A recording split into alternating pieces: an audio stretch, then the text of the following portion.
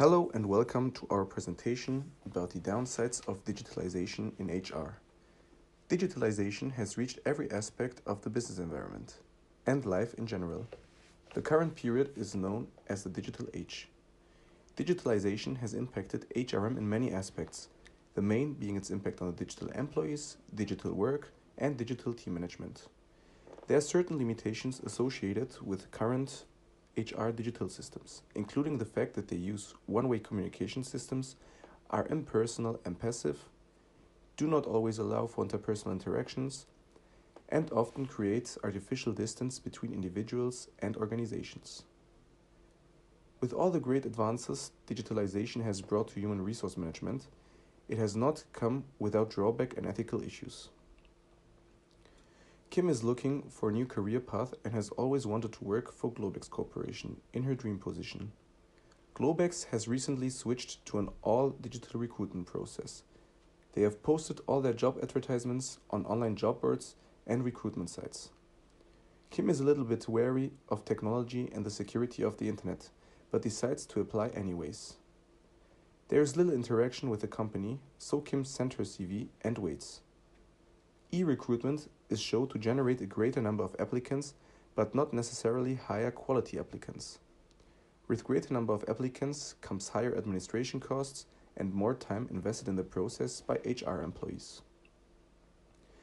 Ethical dilemmas are brought forward as e-recruitment practices typically make older applicants, ethnic minorities, and women less likely to apply, even if they are the best qualified for the posting.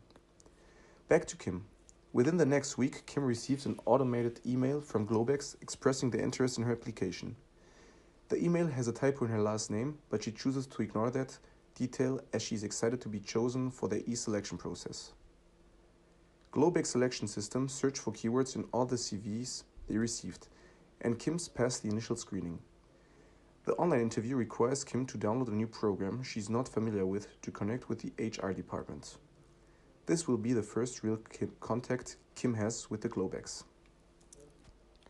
As the interview day approaches, Kim gets another email from Globex stating they have examined her social media sites and think she will be a good fit.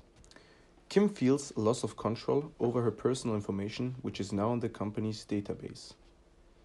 The HR department has made an opinion of her before even meeting her, only based on the posts and likes she shares online. E-selection requires applicants to conduct tests online, most which usually test computer skills, not cognitive or intellectual ability. Companies are also using social media sites to judge their applicants. 92% of organizations use social media when recruiting new employees, and 1 of 3 employers have rejected candidates based on their social profile. Typically, when examining profiles, the HR department takes a negative view and looks for reasons not to hire the candidates. Using video interviews may also further isolate the candidate from the company and make them feel a lack of connection. While it may be convenient for organizations, it adds stress for candidates who, among traditional interview jitters, now also have to worry about connectivity issues if they arise and the usage of a new program. Once through the selection process, training is to begin. Kim sits at home and participates in the e-learning modules. She feels quite isolated and misses the orientation week atmosphere she experienced at other companies, like meeting and getting to know her new co-workers. Key purposes of effective orientation is to make a favorable impression, provide information, co-worker acceptance, socialization, and integration of new employees into the work culture. The most effective orientations involve buddy mentors and evaluation and follow-up at the end. E-training lacks those aspects and does not provide new employees with proper integration. It is a very one-way communication system. E-training can also pose the risk of new employees cheating their way through the tests. Studies by Deloitte also show that 67% of employees say they learn most when working with a colleague, something you do not get from e-learning. Only 22% prefer learning alone. Mentorship plays a huge role in employee development and is crucial for successful business, which is something e-learning definitely lacks. Ethical issues arise when you are not able to fully verify the identity of the individual completing the training. Without supervision of managers, trainees can become demotivated and less engaged. E-training does not allow for a natural conversation to arise, as there is no real face-to-face time. Feedback is difficult to come by, and if a question is asked, it may take a few hours or days to receive a reply and answer.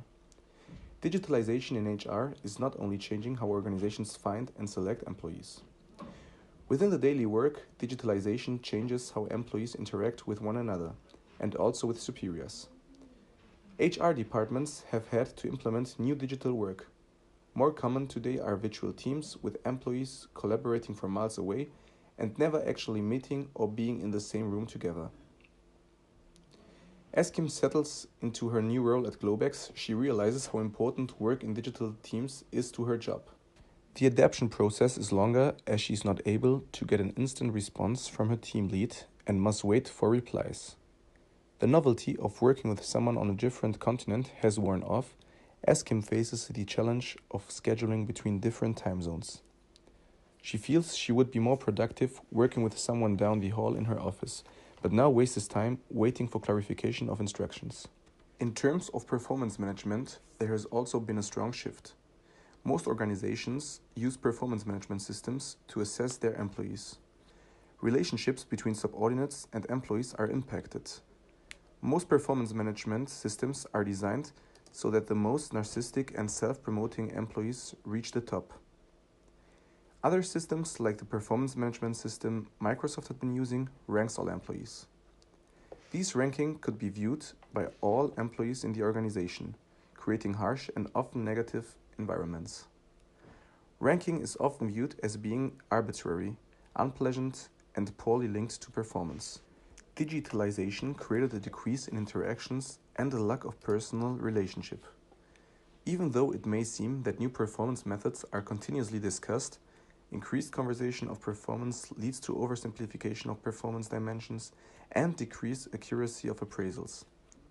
Employee engagement is an essential factor for organizations when striving to increase productivity and execute effective business strategies. Communication is essential to employee engagement. Technology is all around us, but in the workplace, face-to-face is still what matters the most. At Globex, they use a monthly performance appraisal system. Kim, being a new employee, must learn how to access her reviews from her managers. As technology and digitalization grow in importance for organization, and specifically for HR departments, it is important to remember the negative implication and ethical drawbacks of these new systems. The known downsides of digitalization are lack of user acceptance, threats to privacy, contribution to the digital divide, loss of personal contacts, downsizing the HR department, or burdening HR professionals with technical implementation, administration, and application tasks, as discussed during this video. Technology is viewed as a form of outsourcing which requires careful and proper implementation. The largest ethical issues faced by HR departments is downsizing. As new technologies and digital systems are being introduced, jobs are being cut and replaced by automated systems. There is a fine line ethical organizations must be on the right side of. The main ethical issues faced by HRM are amplified in the digitalized world. This also includes the fact that individuals with low computer skills are less likely to gain access to jobs. It is true that digitalization will remain and grow as the norm over all aspects of business, but proper implementation is key to successful employees and in turn a successful business.